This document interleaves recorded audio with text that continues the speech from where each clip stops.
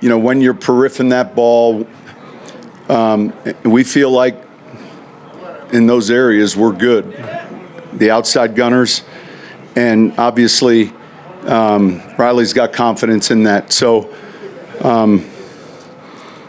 when you can play on that end of the field, look, I'd have to look it up, but I feel like we've been in a number of games where it's been on that end of the field. And then I've said this before, when mistakes are made, they're magnified when that happens. When you talk about not plateauing this time of year offensively, October is important in our league. In other words, these first 4 weeks were a race to improve, and we're beginning, but October is an important month. And then obviously, look, you can go through it. We're home. It's a division opponent. I know it's the Raiders. And it's a special weekend for a lot of former players, too, and that matters.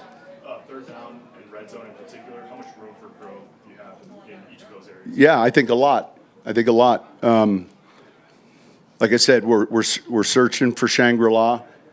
Every once in a while, you come close to it, and but that's what we're working towards. Just go back to special teams for a minute. Was that an area you felt like, because in the years preceding your arrival, they had struggled, that it could be? It's one of the things I learned early on. While your team is in transition, what are the ways to speed up the process? And I was fortunate to hire a real good kicking staff. Mike and I had worked together. Ben, I knew, and he's been fantastic. Banjo, and then it was finding and prioritizing and discussing in every meeting. He's coming to the game. What's his role in the kicking game? And there are guys, that are up maybe that because they're better in that. So that's one way, and then the offensive line very quickly is another. You thought with the new kickoff rule there might be more bigger guys on special teams? Is that played out that way? We got a quarterly report the other day. There's a tick up in returns. So I think we're getting to see a little bit more returns. I don't know that it's dynamic yet. But yet we feel like it's something we do well. So we want those opportunities, whether we're covering or returning. How much momentum do you think they'll need to move the kickoff or the touchback penalty to the 35 yards? That's a good question. I think when the whole thing's over with this season, everyone will look at the numbers, and that's a good question. I don't know. Sean, with a rookie quarterback, you can talk to him about windows in the NFL, but is it just one of those things that over time by playing more games, because even windows, you meaning throwing lanes? Yeah, look,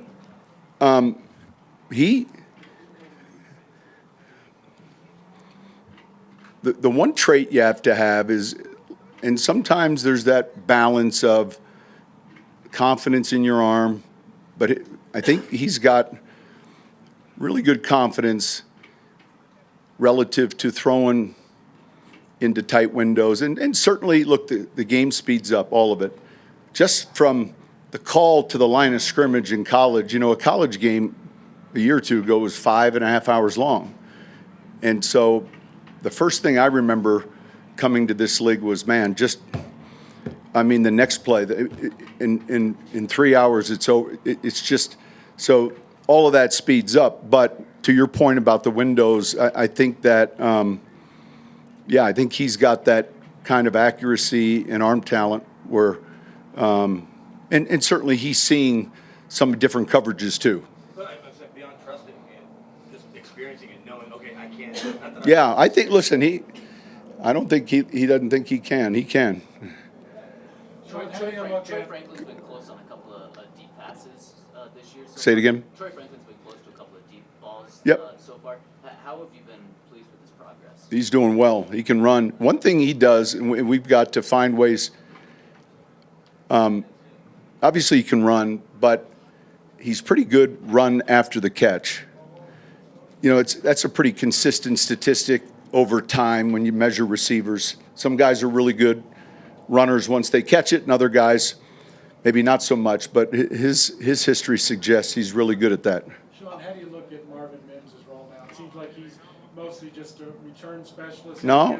How do you get him ingrained in the No, passing? no, yeah, I would say that's, Because he only has 2 catches this year. yeah, no, I hear you. Listen, there's a lot of guys we'd like to get more catches. So, again, you're giving me a statement, I'm telling you, his role, I mean, I'd go through the script with you, and so he's very important to what we're doing in a lot of different ways. So we'll continue to use him, and I'm glad we have him. How do you feel about the role he's done as a returner? Yeah, I think with the opportunities we've had, I think he's done good. How often do you monitor and discuss the rookies who you're kind of quote-unquote redshirting? We're not redshirting. We're not redshirting. You know, I understand the question, but we talk about the roster weekly, and there's some of these guys that are going to be playing before you know it. Like, it's going to happen. And so it's different if a person's on short-term IR or IR, but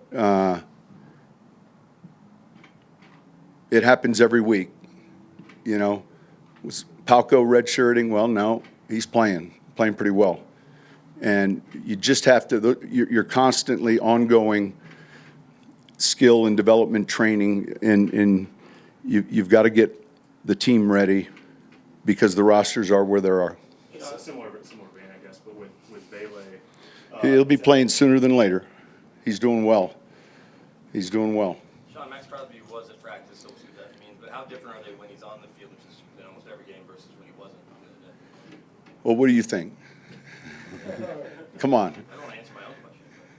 He's a pretty special player now. I'm just telling you, his motor, his instincts, his run, his pass. I mean, he's really, really, really, you know, one of the better players we see defensively. And there's so many elements to it. And then he jumps over to the left side. You've had your plan set up for the right side, and you can see how he impacts games in the running game, on the backside of runs, the passing game.